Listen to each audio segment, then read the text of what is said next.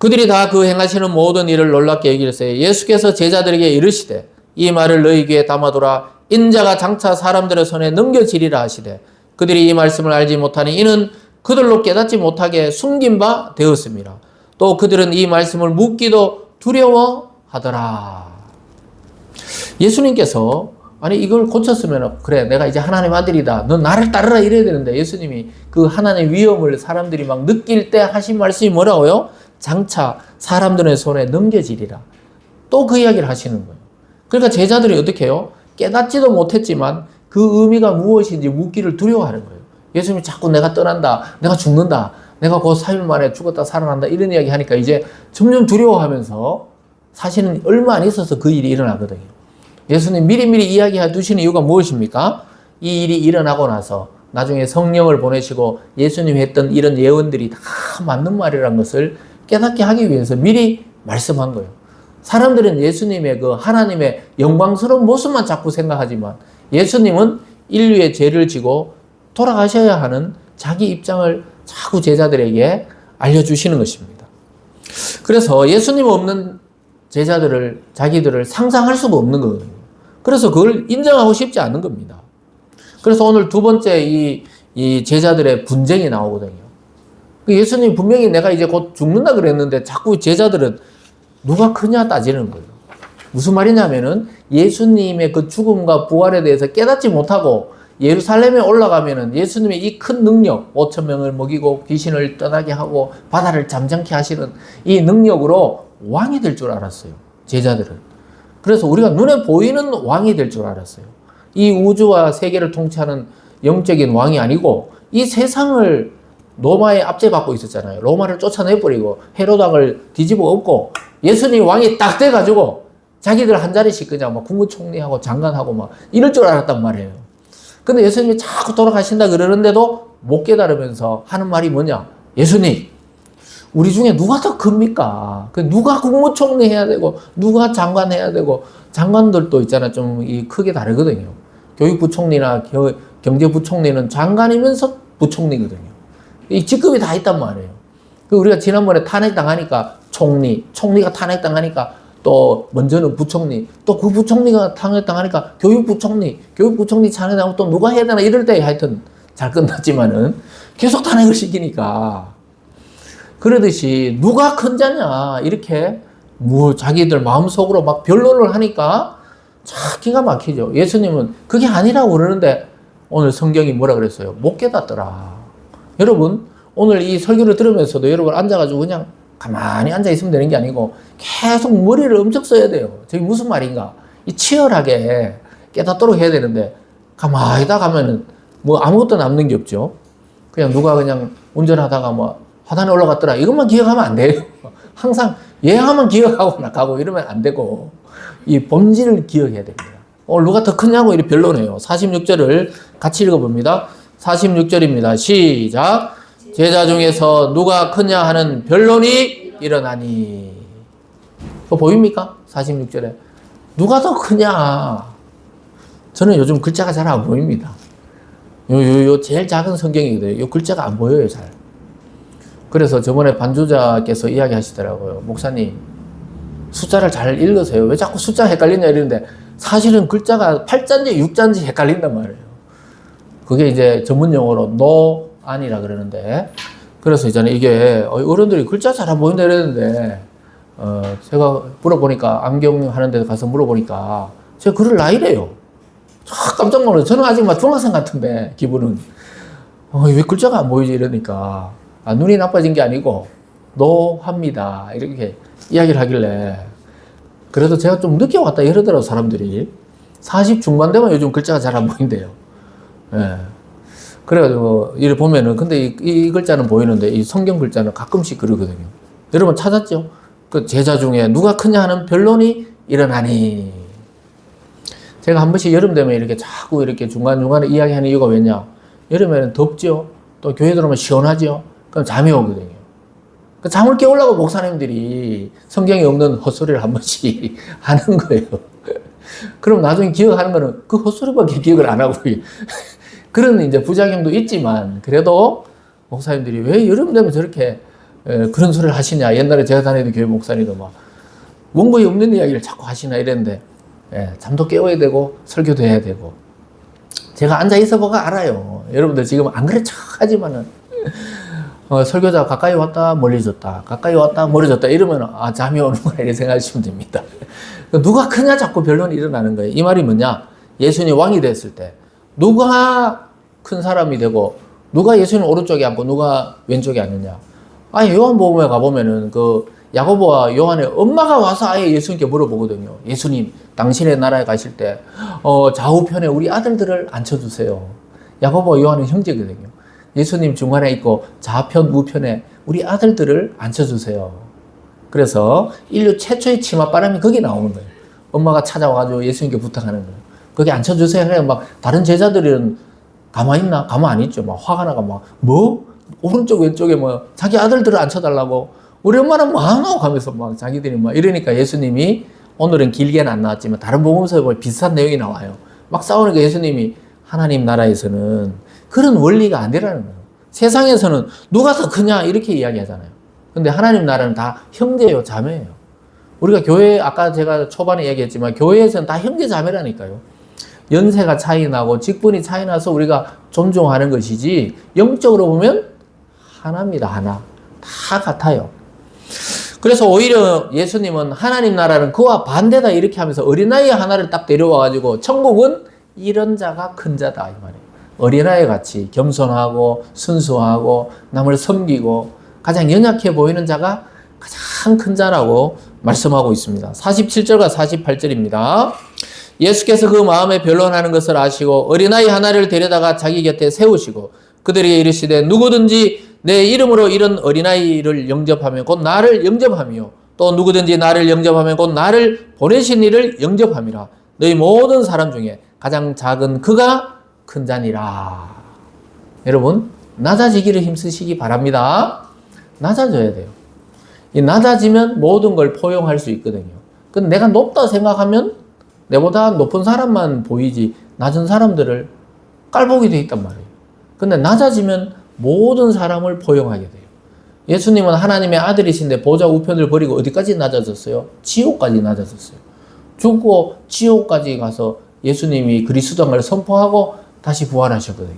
가장 존귀한 자가 가장 낮아지셔가지고 온 세상을 품게 된 것입니다. 그래서 낮으면 낮을수록 위대한 자가 되는 것입니다. 높아지려고 할수록 어떻게 돼요? 사람들이 처음에는 힘이 있을 때 막 그 사람 옆에 가려고 그러죠. 왜 대통령이 되려고 하는 사람 옆에 사람들이 모여듭니까? 만약에 이 사람이 대통령이 되면 자기도 한 자리 하거든요.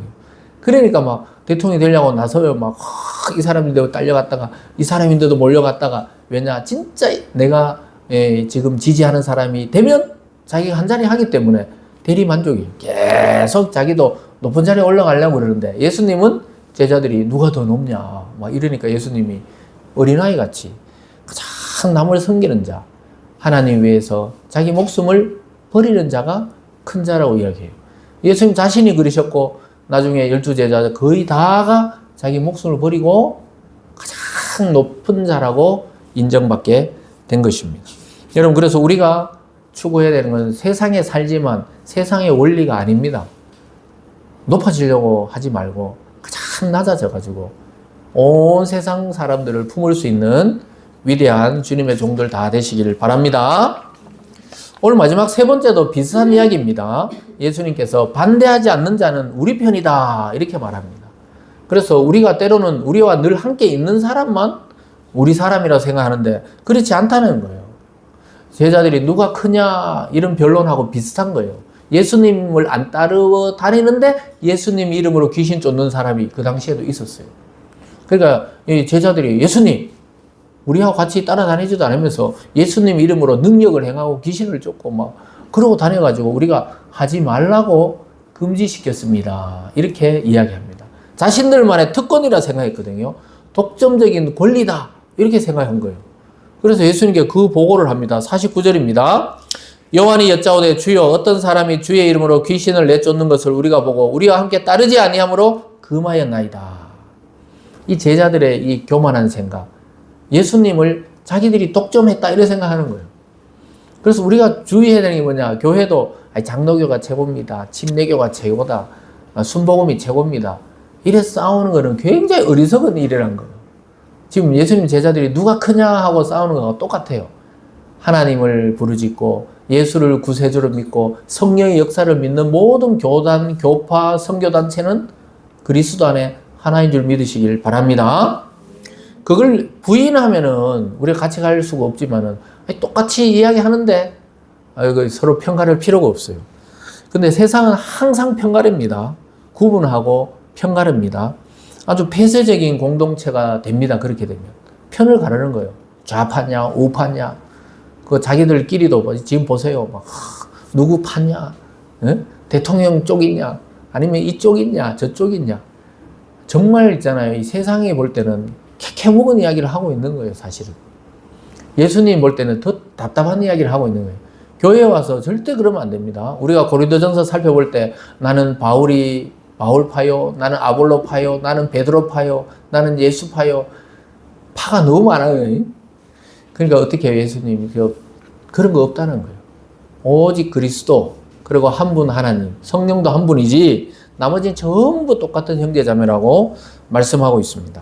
여러분 우리나라도 교단 교파가 많아요. 장로교만 해도 한 7, 80개 교단이 됩니다. 그게 장단점이 있어요. 나쁜 게 아니에요. 선교를 좀 경쟁적으로 또 선의의 경쟁을 하면서 복음을 빠르게 전파한 것은 아주 유익한 점이지만 서로 척질 필요가 없단 말이에요. 똑같은 하나님, 똑같은 예수, 똑같은 성령을 믿으면은 그리스도 안에 다 하나가 될 수 있는 줄 믿으시기를 바랍니다. 그래서 우리는 뭐 어느 교파에 오든지 교파에서 오시든지 다 환영입니다. 우리 교회는 뭐 순복음에서 신앙생활하다 오셨든지 아니면 뭐 장로교에서 오셨든지 침례교에서 왔든지 아니면 뭐 불교에서 오셨든지 타종교에서 왔든지 예수를 믿고 구원받게 되었다면 우리는 하나가 될 수 있습니다. 믿습니까? 그래서 예수님 오히려 그런 자들을 가만히 두라고 이야기했어요. 제자들은 이 속 좁게 계속 누가 높으냐 이런 이야기 하다 보니까 막 예수 이름으로 막 귀신을 쫓고 이런 능력 보니까 안 된다. 예수와 함께 하지 않기 때문에 너희는 안 된다 그랬는데 이 사람은 따라다니기는 부담스럽지만 예수님을 좋아하고 믿는 자거든요. 그럼 그냥 놔둬야 되는 거예요. 예수님께 그냥 놔두라는 거예요. 50절을 같이 읽어봅니다. 오늘 본문 끝절 50절입니다. 시작. 예수께서 이르시되 금하지 말라. 너희를 반대하지 않는 자는 너희를 위하는 자니라 하시니라. 모든 같은 주님의 제자라는 거예요. 교단이 다르고 교파가 다르고 인종이 달라도 같은 그리스도를 주님으로 믿는 자라는 거예요. 여러분 이 세상에 얼마나 많은 교단이 있는지 몰라요. 교파가 있는지 모릅니다. 우리는 그 중에 장로교라는 이 정치 체제를 유익하다고 생각해서 장로교에 와 있는 거지. 이게 뭔가 이게 불이하다 싶으면 이 껍데기는 버리고 또 예를 들어서 침례교 또 가고 이 침례교도 이게 아닌데 그러면 순복음도 가고 이럴 수 있는 거지. 이 교단이라는 것조차도 그리스도는 아니에요. 무슨 말인지 알겠죠? 예수님이 지금 그 이야기를 하는 거예요. 지금 너희들은 나를 따라오면서 같이 행동하지만 저기 따르지 않고도 내 이름으로 능력 행하는 자는 나와 같은 편이고 너희와 같은 편이고 우리는 다 주님의 자녀들이라고 말씀하고 있는 것입니다. 그래서 금하지 말라는 거예요. 오늘날 이 교파마다 좀 다르잖아요. 예를 들어 우리 장로교 같으면 우리 교단은 이 방언에 대해서 강조하지 않고 그걸 뭐 크게 신학적으로 별로 인정하지 않지만 또 순복음 가보면 방언을 받아야 또 성령이 했다 그러거든요. 근데 성경에 뭐 또 방언이 나와요. 방언 이야기가. 그럼 우리가 어떻게 해석해야 됩니까? 우리는 그거에 대해서 종교리라 하지만 이 사람들은 그걸 인정하니까 또 그렇게 인정을 해주는 거예요. 서로. 그런 거 있잖아요. 은사잖아요. 방언도 은사고 예언도 은사고 뭐 꿈에 대해서도 다 은사란 건 선물이잖아요. 본질은 예수 그리스도잖아요. 그래서 거기에서 일치하면 저 사람들은 저걸 또 인정하는구나. 또 그런 장점이 있구나. 이렇게 생각하면 되는 것입니다. 그래서 우리가 전체를 안다 생각하면 안 되고 교단마다 해석상의 성경의 해석상의 차이가 나는구나. 이렇게 생각하면 됩니다. 완전히 이단이라든가 완전히 막 사이비라든가 이런 거 아니면은 같은 주님, 같은 하나님, 같은 성령을 고백하면 우리가 마음을 좀 넓게 가져야 됩니다. 그래서 근본적으로 삼위일체 하나님에 대한 고백과 성령의 권위와 구원자 예수에 대한 고백이 같다면 우리 함께 갈 수 있는 거예요. 신앙이 연륜이 오래된 분과 처음 교회 나오는 분은 성숙도가 다르잖아요. 그럼 어떻게 돼요? 성숙하신 분이 신앙이 연약한 자를 품고 함께 가면 되는 것입니다. 사랑하는 여러분, 오늘 말씀을 통해 우리가 세상의 원리와 하나님 나라의 원리가 다르다는 것을 알아야 돼요. 그리고 제자들이 산에서 봤던 그 하나님의 영광과 땅에서 봤던 현실이 갭이 크잖아요. 하나님의 영광은 막 빛이 나고 막 얼굴이 변하고 예수님의 그 영광을 봤지만 땅에 오니까 여전히 귀신 들려 있고 병들어 있고 서로 다투게 되고 서로 시기하는 이 삶의 현실도 함께 봐야 되는 거예요. 그래서 성도들은 아주 중요합니다. 하나님 나라에 대한 영광도 봐야 되지만 이 세상의 현실도 정확하게 보면서 거기 필요한 것이 이 복음이고 예수 그리스도 이름이구나. 이걸 잘 분석해야 돼요. 그래서 여러분 하나님의 영광을 마음에 품고 이 현실 속으로 내려가서 거기서 그리스도의 향기를 마음껏 전하고 풍기는 저와 여러분이 되기를 주님의 이름으로 축원합니다. 기도하겠습니다. 사랑의 하나님 아버지 감사드립니다. 하나님 우리는 제자들처럼 산 위에서 예수님의 영광만 누리고 살기를 원하지만 주님께서는 아직 구원할 자가 있기 때문에 산 밑으로 내려가라는 말씀하고 있습니다. 그들에게 복음을 전하고 그들에게 사랑을 전하고 그들을 위해 치료되기를 기도하고 또 그들이 구원받기 위해서 우리가 헌신하라고 말씀하고 있습니다. 하나님 작은 차이를 극복하고 큰 하나님의 영광과 사랑을 드러내는 우리 성도님들 다 되게 하여 주시옵소서. 감사드리며 예수님 이름으로 기도드리옵나이다. 아멘. 우리 다 같이 찬송가 216장을 함께 찬양합니다.